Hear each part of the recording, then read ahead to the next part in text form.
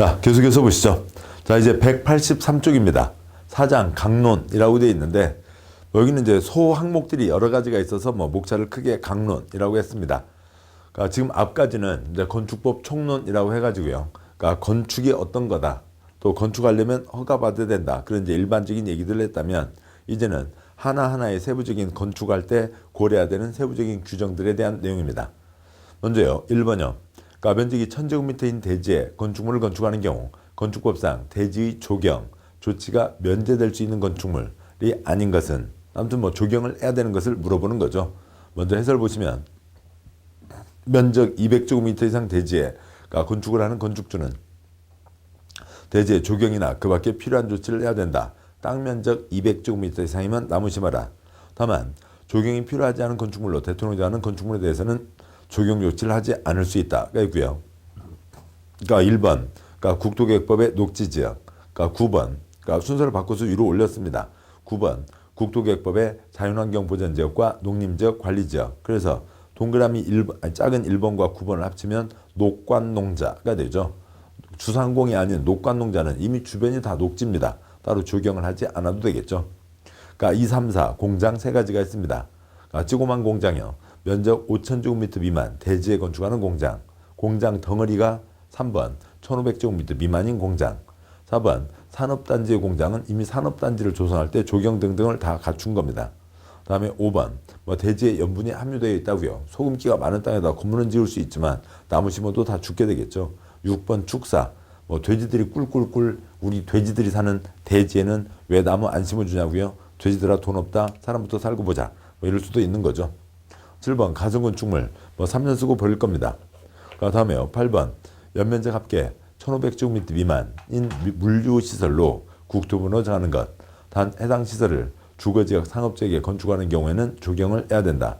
주거지역 상업지역은 콘크리트 땅이니까 나무 심어라. 그 다음에 10번의 기타 세부적인 사항들이 있습니다.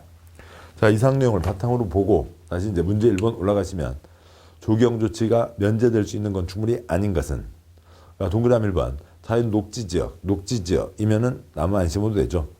동그라미 2번 상업지역, 대지에 건축하는 면적 1000제곱미터 물류시설. 조그만 물류시설은 나무 안 심어도 되지만 상업지역일 때는 나무를 심어야 된다고요. 따라서 답이 2번이 되는 거죠. 3번 조그만 공장. 4번 축사, 나무 안 심어도 되죠. 5번 자연환경보전지역, 나무 심지 않아도 됩니다. 답은 2번이 되고요. 다음 문제요. 2번. 그러니까 건축법상 건축물 있는 대지는 일정 면적에 미달되게 분할할 수 없다. 즉 작게 쪼개지 마라는 거죠. 조례의 기준이 되는 용도지역별 최소 면적 기준으로 옳은 것은, 말의 해설 보시죠. 기본서에서도 많이 말씀드렸고요. 60, 150, 200입니다. 작게 쪼개지 마라. 60, 150, 200 이상은 나와야 된다. 주거지역, 기타지역, 주기, 환갑 한 번 돌아오시는 게 60살이죠. 인생의 주기 한 바퀴 도는 게 60이고요. 공업지역, 상업지역, 공상, 150, 15야 달 밝은 밤에 우리님 어디 계시는지 공상에 빠지고요. 그러니까 녹지 200, 중국신 200, 이태백이 있죠. 이태백이 술 마시고 공업지역에 누워있다. 생뚱맞잖아요. 녹지지역에 누워있습니다. 자, 근데 그렇게 돼 있죠. 문제로 옳은 것은, 그러니까 60, 150, 200이니까 120, 90, 330 다 아닌 거죠. 그러니까 그러고요. 그러니까 그다음에 그러니까 상업지역, 그러니까 공상 150, 15야 달 밝은 밤이죠. 3번 상업지역 150 맞고, 4번 공업지역 200이 아니라 150입니다. 하나씩 다 짚어보면 동그라미 1번 주거지역 60, 동그라미 2번 주거지역 60, 3번 상업지역 150, 5번 공업지역 150, 5번 녹지지역 200입니다. 맞는 것은 3번이 맞죠. 3번 문제요. 건축법상 공개공지, 공개공간을 설치해야 되는 용도지역이 아닌 것은 있는데요. 먼저 역시 그러니까 아래 해설을 보시죠. 해설이요. 그렇지 않아도 사람이 모이는 바글바글 지역에, 여기다 쓰죠.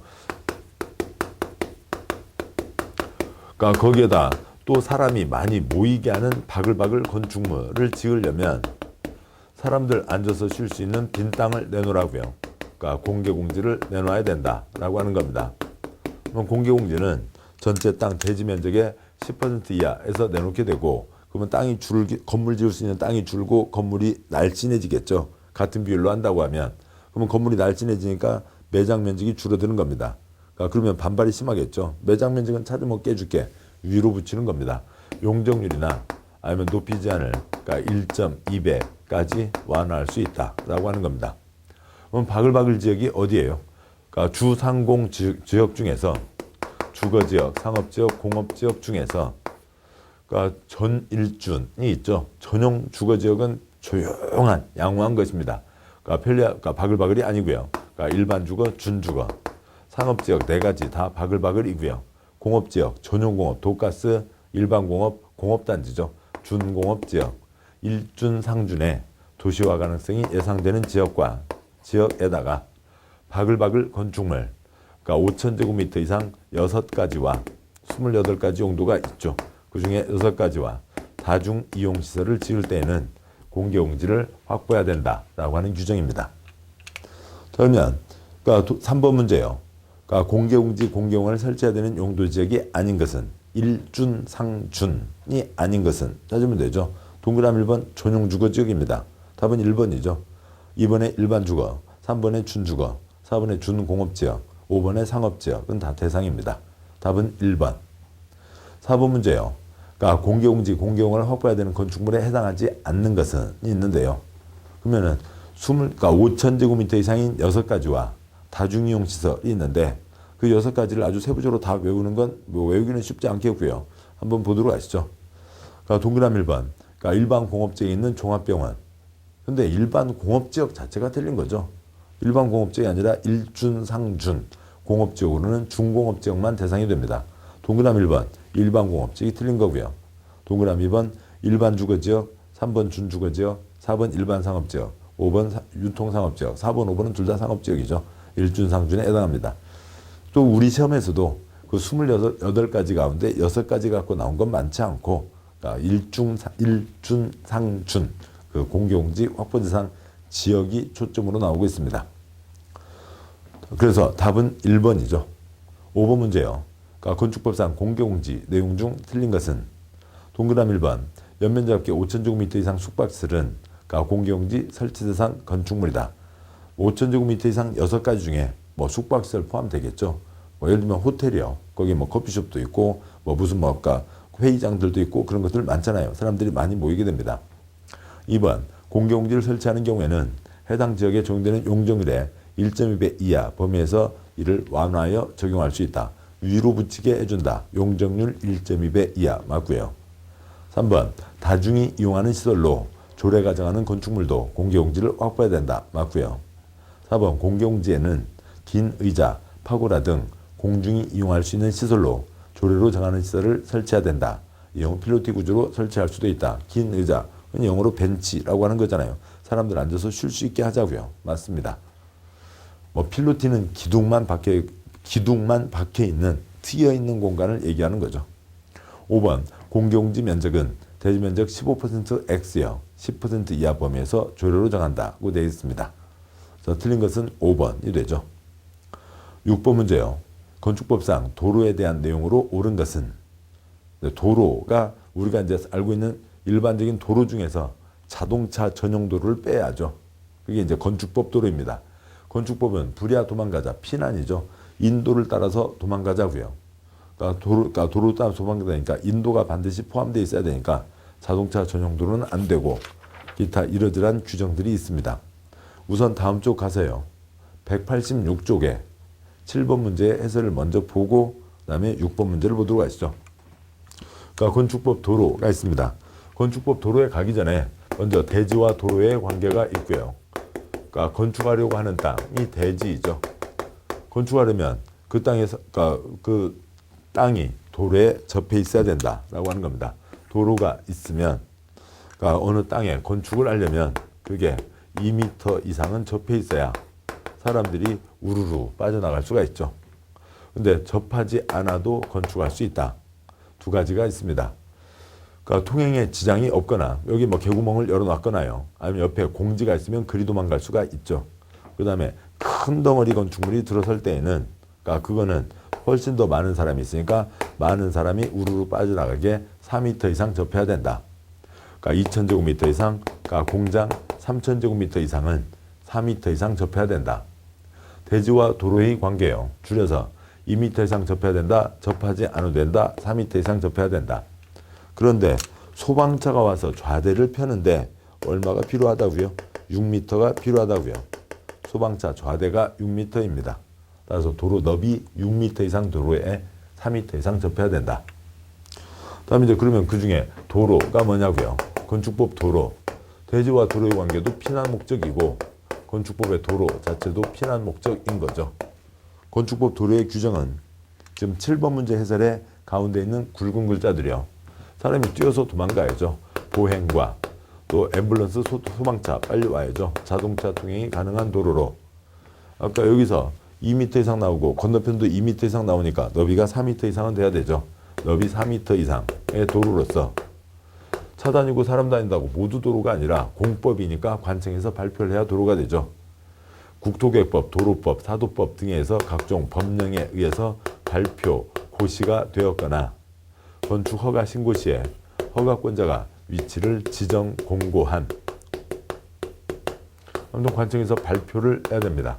그러한 도로, 만들어져 있는 도로만이 아니라 고구마밭에 선만 그어놔도 곧 머지않아 도로 만들니까 그걸 도로로 보고 그 옆에 건축할 수 있다가 되는 거죠. 자, 그런데 요 보행과 자동차 통행이 가능한 4m 이상에 대한 예외가 있습니다. 피난이니까 어떤 식으로든 보행은 가능해야 되고요. 그러니까 자동차 전용 도로는 건축법 도로가 될 수가 없죠. 그런데 산동네 계단길 같은 경우에는 사람은 뛰어서 다닐 수가 있지만 차는 안 다닐 수가 있죠. 그러니까 자동차 통행 곤란의 경우에는 계단길 세 글자 너비 얼마요? 3m 이상이면 되고 막다른 도로의 경우에는 소방관 아저씨들이 만든 규정이죠. 그래서 소방도로라고 부릅니다. 소방호스 하나가 15m예요. 쑥 들어간 깊이가 10m 미만이면 소방관 아저씨 1명, 소방호스 하나로 처리가 됩니다. 너비 2m 이상. 들어간 깊이가 35m 미만이면 그러면 소방호스 3개가 필요하죠. 소방관 아저씨 2명이 뛰어가야 됩니다. 너비 3m 이상. 35m 이상 쑥 들어가 있으면 소방호스 연결로는 안 되고 소방차가 들어갈 수 있어야 됩니다. 너비 6m 이상은 돼야 된다.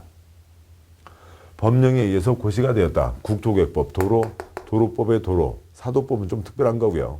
그러니까 그런 경우는 일반적으로 수용을 통해서 만들고 많은 사람들이 이용하는 그런 우리가 알고 있는 공적인 도로를 얘기하는 거죠. 허가권자가 지정 공고했다라고 하는 건 뭐냐면 일단 내용 외우기 전에 이건 민사상의 토지이용 계약에 대해서 관청에서 도장을 찍어준 겁니다. 어느 개인이 저 안쪽에 건물을 짓기 위해서 거기 안쪽까지 들어가기 위한 그 사이 앞에 있는 다른 사람 땅 일부를 도로로 당신 땅을 좀 쓰게 해주세요. 라고 해서 민사상의 계약을 체결했고 그거에 대해서 관청에서 도장을 찍어주는 게 이쪽 허가권자가 지정 공고한 도로입니다. 여기서 외우실 거는 그러니까 그렇게 도로가 지정되려면 저 안쪽 사람이 이 입구 쪽에 있는 사람들의 동의를 받아야 되죠. 동의를 받아야 된다. 그러니까 지정 때 동의를 받아야 된다는 거죠. 그런데 허가권자가 봤을 때 특별하게 그 앞쪽 땅에 큰 피해가 생기지 않는다고 판단하면 해외에 거주하는 등 동의 얻기 곤란 아니면 조례로 정한 것인 경우 사실상 통로로 조례로 정한 것인 경우에는 동의받지 않고 도로로 지정할 수도 있다. 한번 지정한 도로를 폐지 변경하게 되면 저 안쪽 사람이 이제 건축을 할 수가 없게 되잖아요. 한번 도장 찍어주시면 함부로 뺄 수 없다고요. 그때는 반드시 모든 이해관계인의 동의를 받아야 된다라고 하는 거니까 저 안쪽 사람이 포기하지 않는 한 계속 도로로 되는 겁니다. 만들어져 있는 도로만이 아니라 예정도로도 도로이다라고 하는 거고요. 건물 지을 때 도로를 먹으면 안 되죠. 그것을 뭐라고 하고요? 건축할 때 그 선을 넘어가서는 안 된다. 건축선이라고 합니다. 그러니까 건축선과 관련해서 도로 너비는 필요하죠. 그런데 오늘 지금 현재 건축법 도로 요건을 갖추지 못한 어느 골목길이 있습니다. 골목길이 있는데 양쪽으로 도로를 낼 수 있으면 이 중심선에서 양쪽으로 2분의 1씩 도로를 확보하면 되고 저쪽으로 도로를 낼 수가 없는 조건이면 이쪽으로 해서 도로 너비를 다 갖춰야 되는 거죠. 도로 너비는 갖춰야 된다. 자, 여기까지가 도로입니다. 그러니까 도로와 관련된 건축선 규정이고 그 다음 내용은 도로하고 전혀 관계가 없는 지정건축선이라고 하는 게 있습니다. 지정건축선은 도로하고는 아무 관계가 없어요. 답답하다 물러가라 그런 얘기입니다. 어느 곳을 보시자고요. 어느 곳이 있는데 도로가 있습니다. 도로가 있고 건물을 짓는데 이렇게 지었다고 치죠. 그러니까 건물을 짓는데 이렇게 지었다고 치자고요. 자, 그러면은 A 동네 다니기가 편하세요? B 동네 다니기가 편하세요?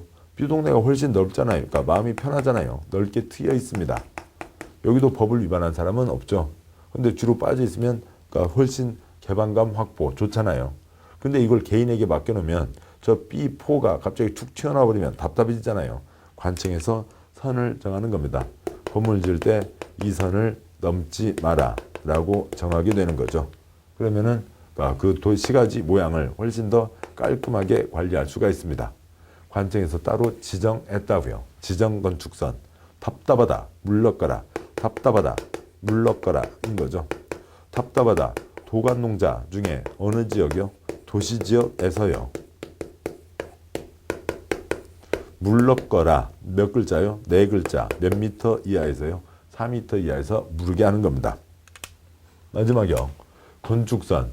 이건 이제 법적 용의는 아니지만 일선에서는 도로 규정과 관련해서 자동적으로 정해지는 건축선, 법에 의해서 정해지는 건축선, 법정 건축선. 이건 허가권자가 따로 지정하는 지정 건축선, 법정 건축선, 지정 건축선 둘 다 아무튼 건축선이죠. 건축선이니까 건축할 때 그 선을 넘어서는 안 된다고요. 그런데 지표 아래는 그러니까 예를 들면 담장 등 설치를 위해서 조금 파고 들어가는 건 봐주겠다. 그다음에 그러니까 건축선 그러면 그 선을 넘지 않을 뿐만 아니라 그 선을 넘지 않는데 한도 끝도 없이 아간이고요. 4.5m 이하에서는 창문도 밖으로 열지 마라. 화물차 적재함 높이가 4.5m입니다. 창문을 바깥으로 열면 그러면 화물차랑 부딪히게 되는 거죠. 저 4.5m 위에서는 건물은 넘을 수 없는 거고요. 그다음에 창문은 잠깐 열고 닫고 할 수가 있는 거죠. 이상이 도로에 따른 법정 건축선, 그냥 건축선이라고도 하고요. 그다음에 지정 건축선, 그다음에 건축선에 따른 건축 제한, 요 규정들입니다. 이 전체가 이제 한 세트로 이루어져 있는 거죠. 내용을 보겠습니다. 문제를 보시면 다시 앞쪽 와서요. 그러니까 185쪽에 6번 문제가 있죠. 그러니까 6번 건축법 도로에 대한 내용으로 옳은 것은 그러니까 동그라미 1번 연면적 합계 2000제곱미터 이상 건축물 대지는 너비 4m 이상 도로에 6m 이상 접해야 된다. X요. 소방차 좌대가 6m고 너비 6m 이상 도로에 4m 이상 접해야 되는 거죠. 1번 틀렸습니다.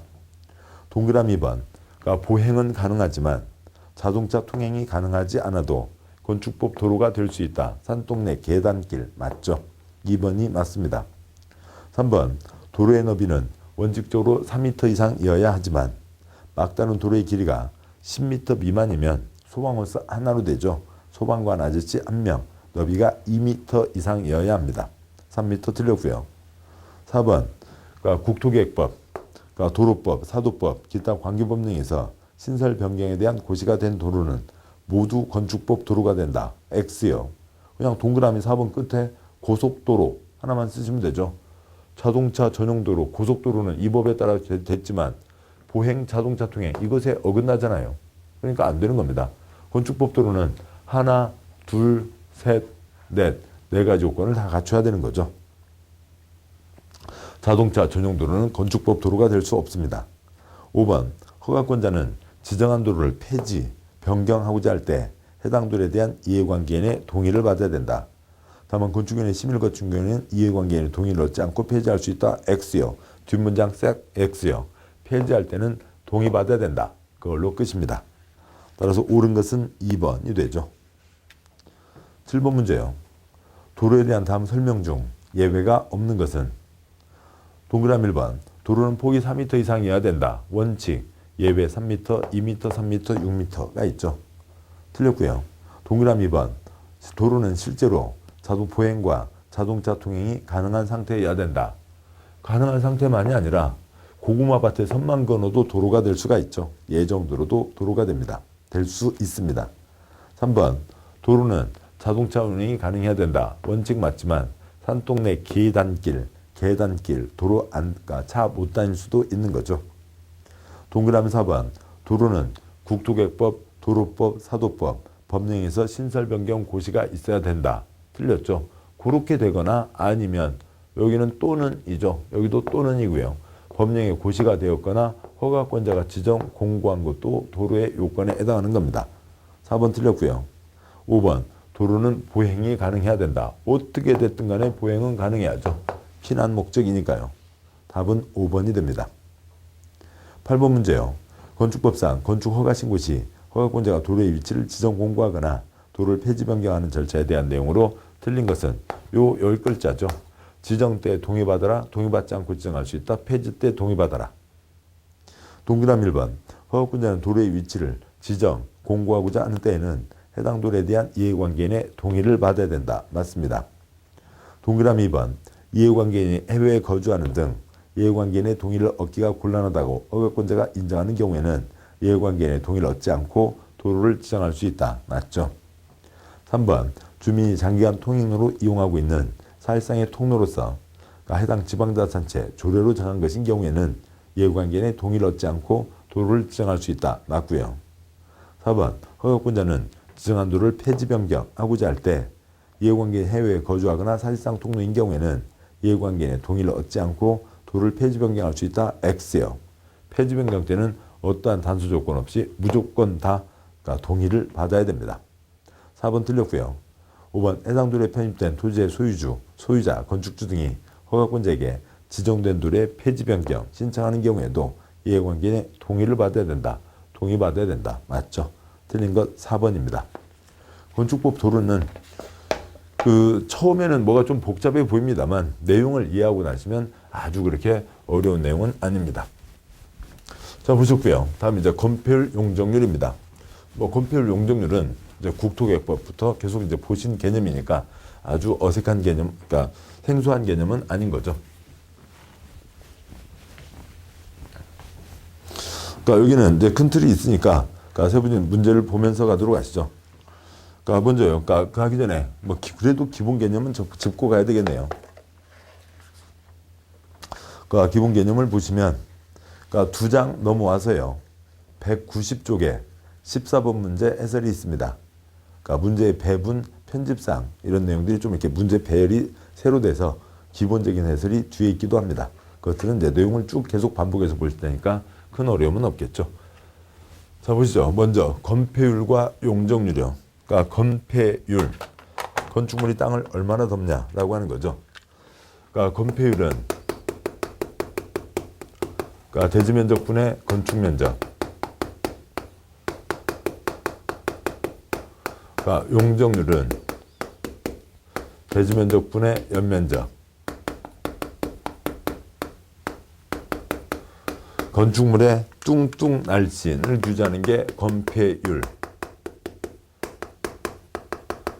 건축물 높고 낮고를 유지하는 게 용적률이죠. 그거에 대한 세부적인 사항들은 국토계획법 내용으로 대체하고, 그 다음 남는 건 뭐냐면 대지면적이 뭐냐라고 하는 거죠. 대지면적이 있습니다. 땅면적을 얘기하는 거죠. 그러니까 대지의 수평, 투영 면적, 지도상 면적을 얘기합니다. 그거에 대한 예외가 있죠. 예외사항으로요. 그러니까 도로와 건축선, 그러니까 도로로 정해진 땅, 건축선 저쪽에 해당하는 부분은 그건 지금부터 빼고 계산하라고요. 동그라미 2번. 도시군계획 시설 잡혔으면 지금부터 빼고 계산하라고요. 건축법 도로로 잡혔거나 시설로 잡혔으면 지금부터 빼고 계산하라. 다음에 대지면적분의 건축면적이 있죠. 그러니까 건축면적, 그러니까 건축물의 수평, 투영 면적, 즉 위에서 내려다본 그림자 면적을 얘기합니다. 외벽의 중심선으로 둘러싸인 부분이죠. 물론 역시 여기에도 예외가 있습니다. 그러니까 예외요. 그러니까 이것저것 뻗어놓은 게 있으면 저 뻗어놓은 그 아래는 허당 공간인데 끝까지 다 그림자 너무 억울하다고요. 끝에서 빼주겠다. 쭉 뻗어놓은 부분은 끝에서 1, 2, 3, 4m 뺀다. 전통사찰 4글자 4m. 돼지집 3글자 축사 3m, 한옥 2글자 2m, 기타는 1m 빼준다. 그 다음에 지표면에서 그러니까 1m 이하 부분은 빼준다 라고 하는 게 있고요. 뭐 기타도 더 있습니다. 그 다음에 그러니까 연면적이 바닥면적 합계죠. 바닥면적은 특정 공간을 얘기하는 거죠. 어느 정도 덩어리 되는 건축물에 그러니까 그 건축물의 바닥면적 없어요. 1층 바닥면적 특별히 정해야 되죠. 2층 바닥면적 아니면 101호 바닥면적, 102호 바닥면적 등이 필요한 겁니다. 그러니까 바닥면적에서 제외거나 그러니까 계산을 달리하는 것들 예외 규정들이 있죠. 벽 기둥에 구획이 없다고요. 주유소 캐노피 같은 경우에는 그러니까 끝에서 그러니까 1m, 1.5m 빼준다. 1m 빼주는 거죠. 죄송합니다. 그러니까 노대, 그러니까 발코니를 얘기하는 거죠. 흔히 베란다, 그러니까 그쪽은 벽에서 1.5m를 빼준다. 아래층에서 불 올라오는 걸 막는 거죠. 3번 필로티, 기둥만 박혀 있으면 열린 공간이니까 공동주택 등등등의 경우에 빼준다. 4번 승강기탑, 굴뚝, 사람 다니는 공간 아니죠. 그러니까 그런 것들 빼주고. 그 다음에 공동주택 지상층에 설치한 기계실, 그러니까 그런 것들 빼준다라고 하는 게 있습니다. 좀 더 있겠죠. 그 다음에 연면적은 한동 건축물의 바닥면적 합계가 연면적이죠.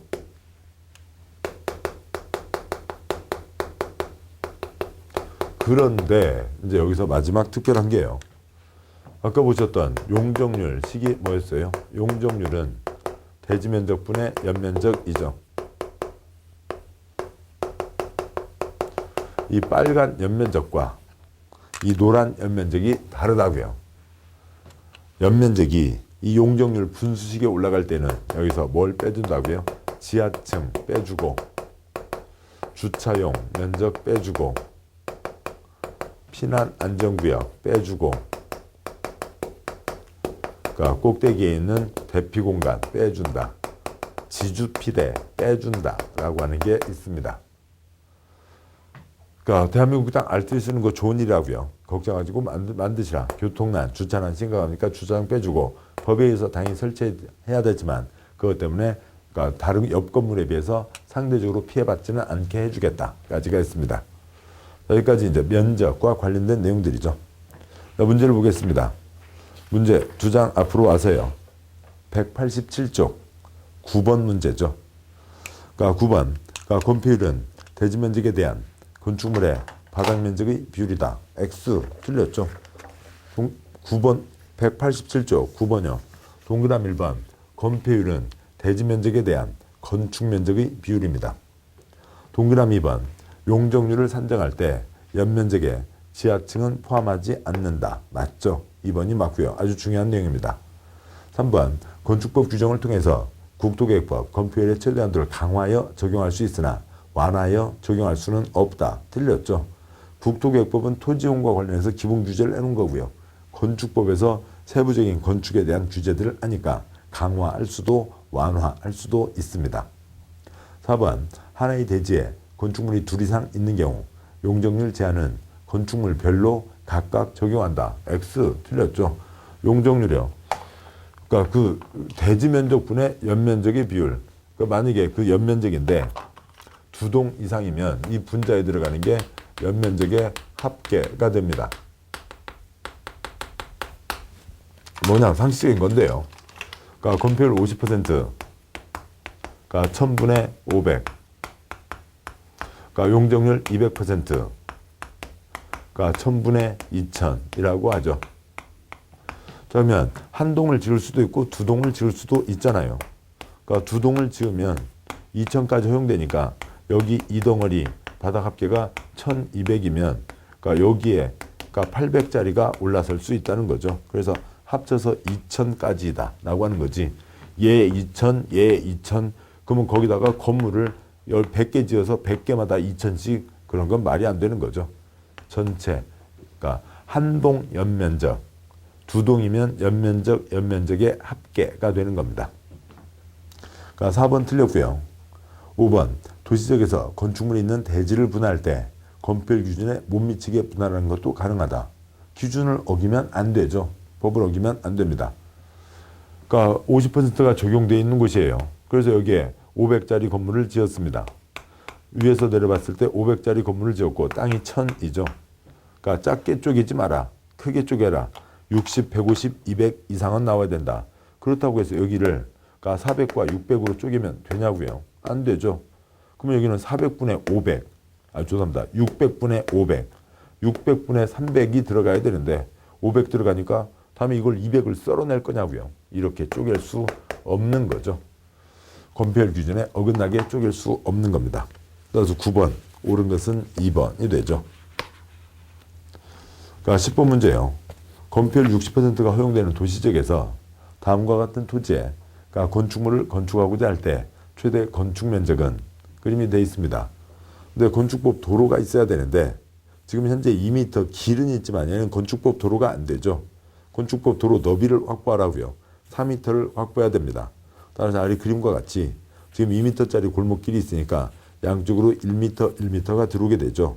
이 사람 남은 땅은 대지 면적에서 도로는 제외한다고 돼 있잖아요. 도로 잡힌 부분은 제외하니까 20m에 가로 20m, 세로 10m 땅입니다.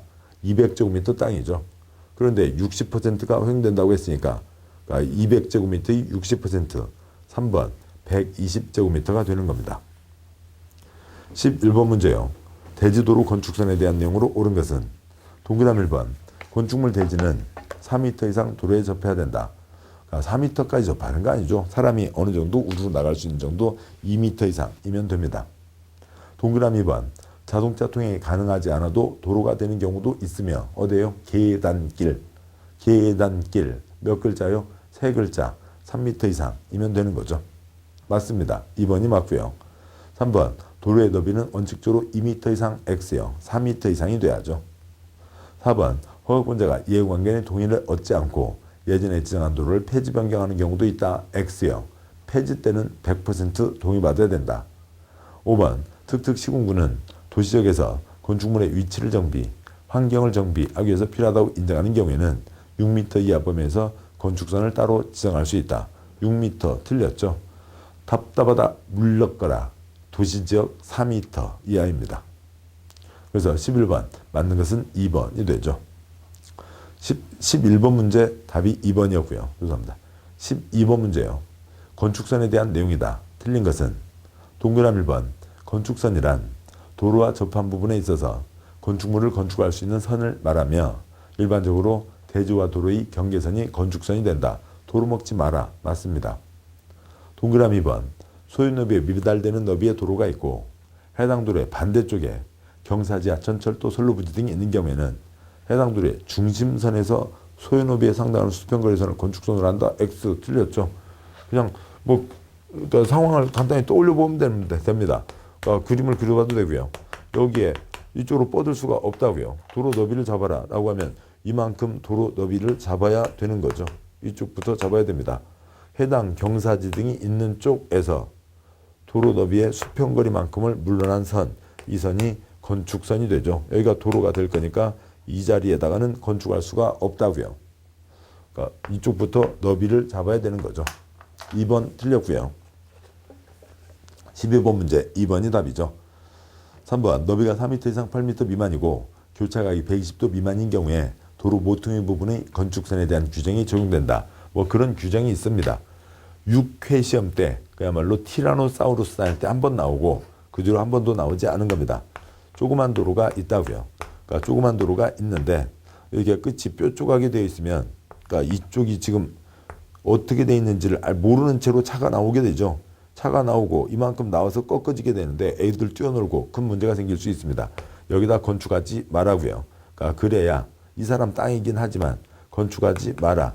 그래야 그러니까 차가 나오면서도 지금 이쪽에서 돌지만 여기가 어떤지 상황을 알 수가 있는 거죠. 3번 맞습니다. 4번 특특 시군구는 도시지역에서 건축물 위치정비, 환경정비하기 위해서 필요하다고 인정하는 경우에는 4m 이하 범위에서 건축선을 따로 지정할 수 있다. 맞죠? 도시지역 답답하다 물러가라. 5번 건축물 담장은 건축선의 수직면을 넘어서는 안 된다.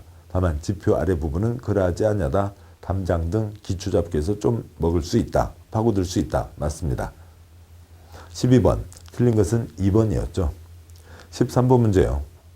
대지 면적 1000제곱미터이고 용적률 240%, 건폐율 40%인 경우 최대 한도를 적용하면 최대한도를 적용하면 몇 층 이상으로 건축할 수 있는가? 40%, 240%입니다. 최대 한도를 적용하면 그냥 그대로 몇 배예요? 6배이죠. 6배니까 몇 층 이상이 되는 거고요. 6층 이상으로 지을 수 있다. 답은 4번이 됩니다. 국토계획법에서도 설명을 드렸었고요. 14번 문제요.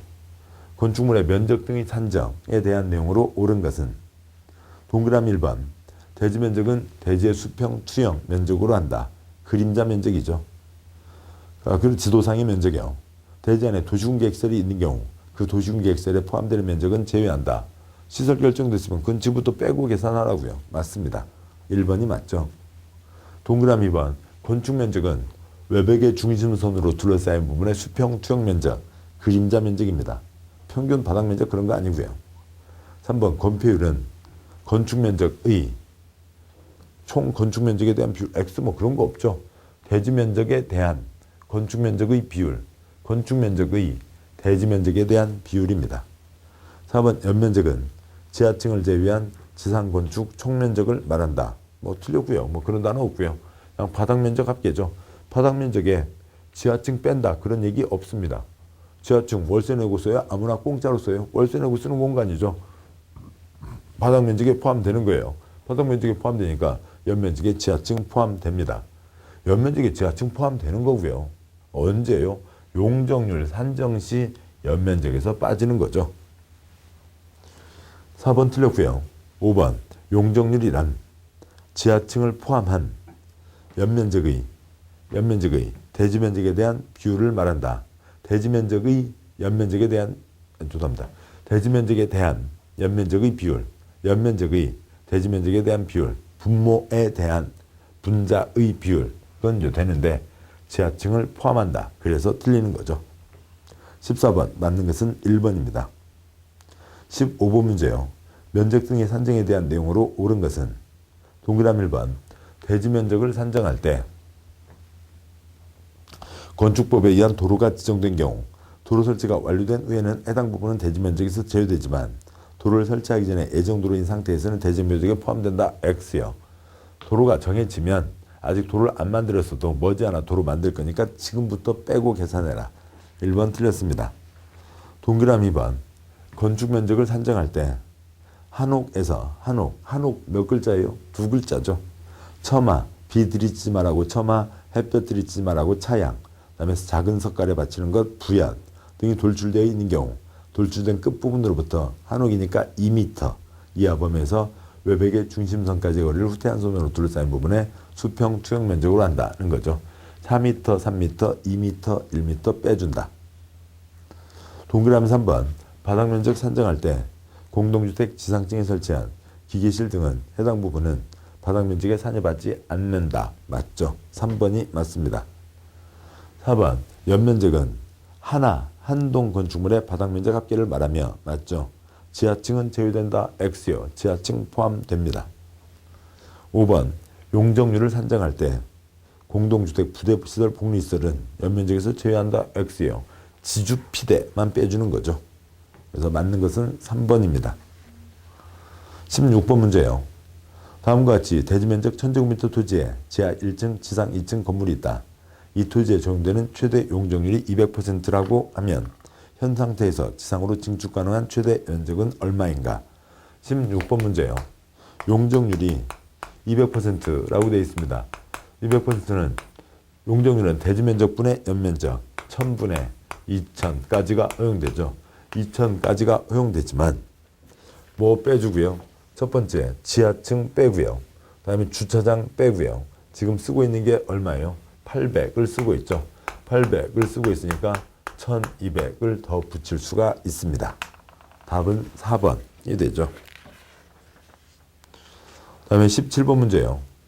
다음 그림은 지상 3층 다락 구조를 가지고 있는 다세대 주택 건축물이다. 2, 3층은 주거 전용 공간이고 지붕이 경사진 형태의 다락인데 그 높이는 1.7m, 처마 길이는 50cm이다. 용적 대지 면적 200제곱미터, 용적률, 건축물, 건폐율 최대 한도가 200%, 550%라고 할 때 증축 가능한 최대 연면적, 문제 넷째 줄에 있는 연면적, 문제가 뭘 물어보는지죠.